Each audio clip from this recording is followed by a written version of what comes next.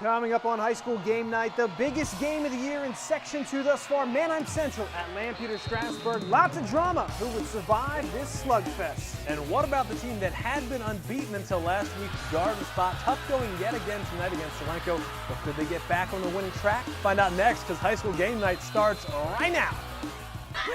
We are brothers, that's one. We fight.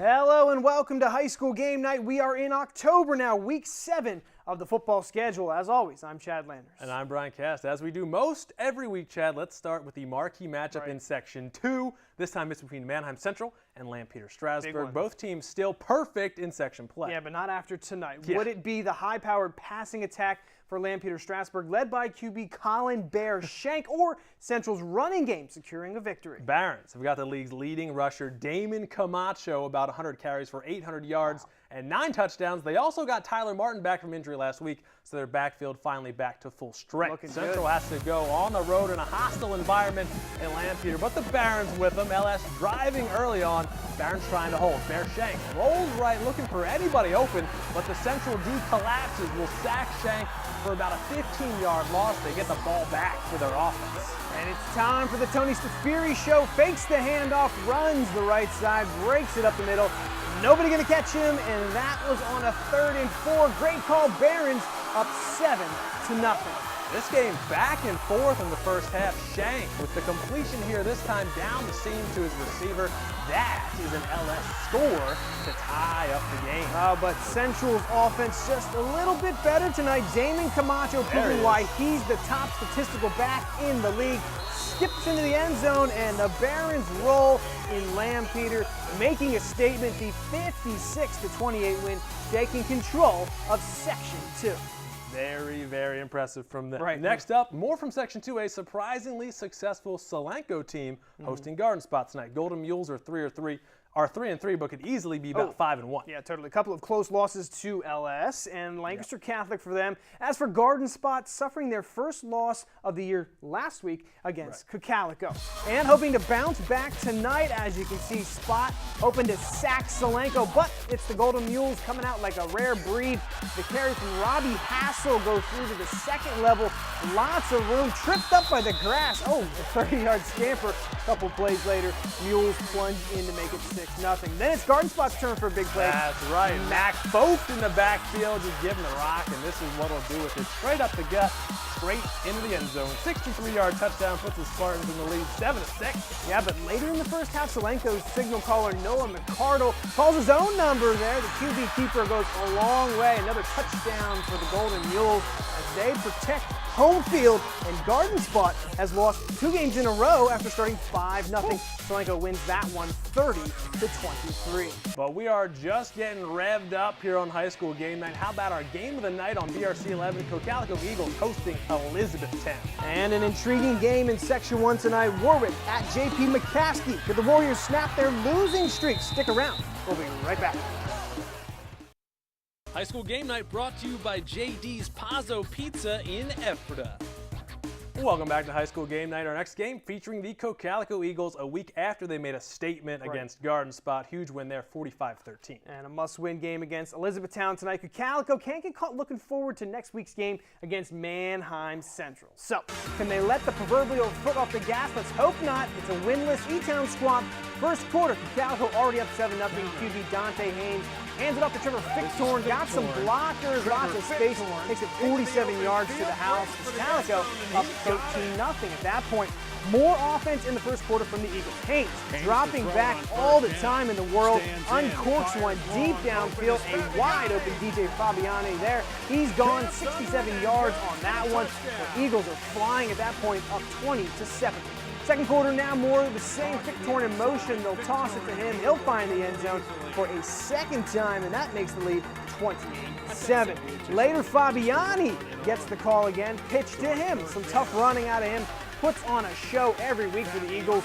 Dives in for the score. The ball does cross the plane, and the Eagles, with a great offensive showing there, they make a statement, taking down the Bears in this one, 63-14.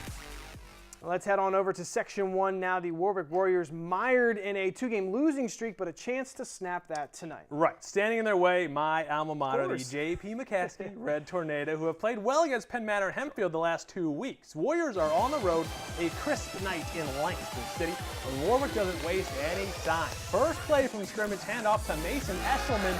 Huge hole in the middle of the field. Thank you to offensive lineman. He'll jet down the sideline, takes a wicked hit, and slides into the benches, but pops right up. He's all right.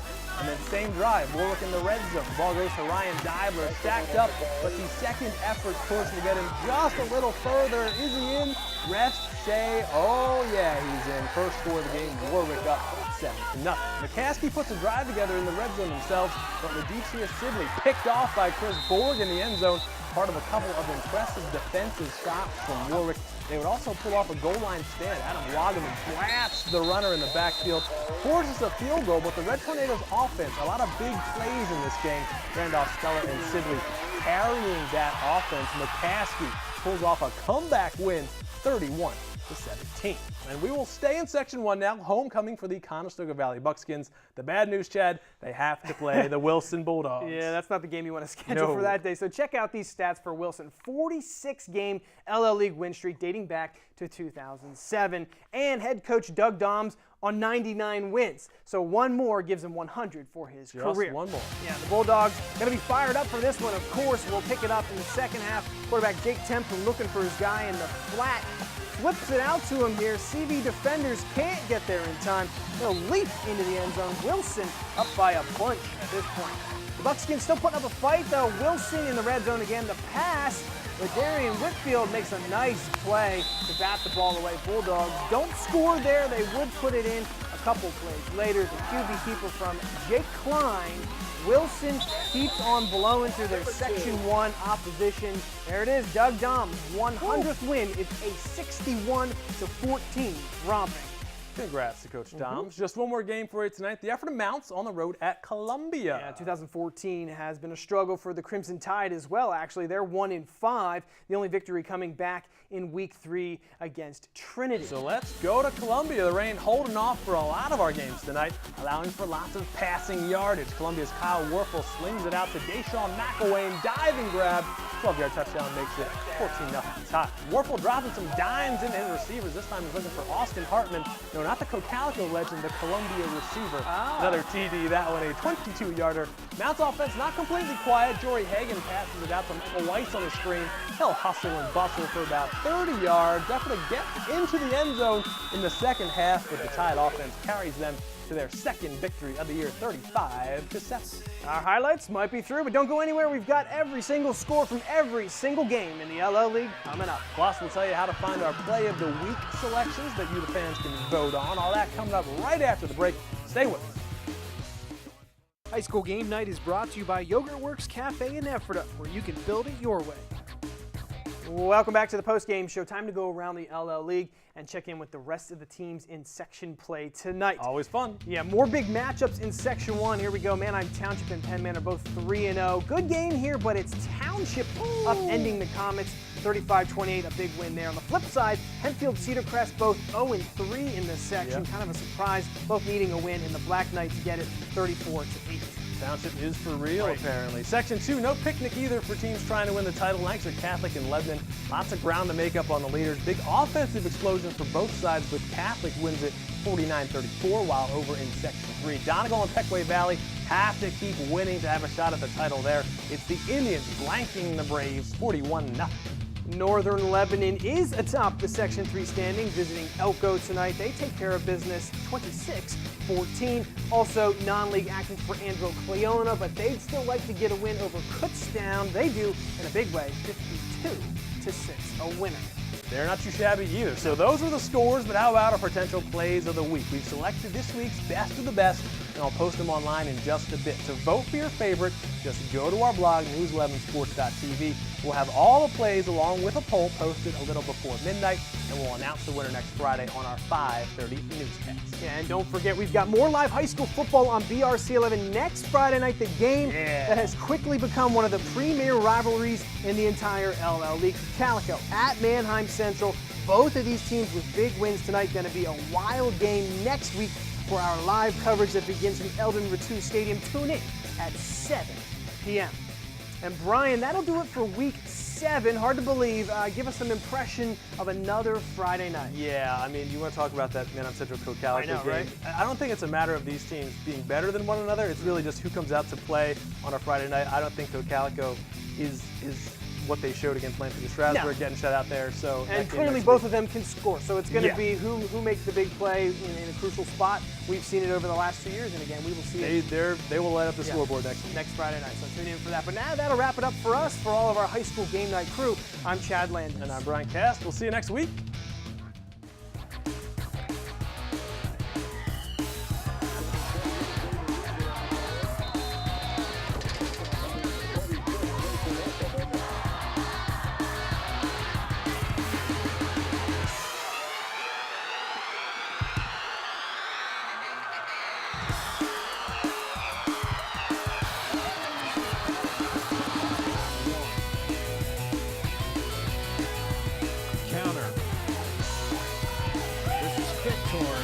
Trevor Fittorn into the open field, race for the end zone, and he got it.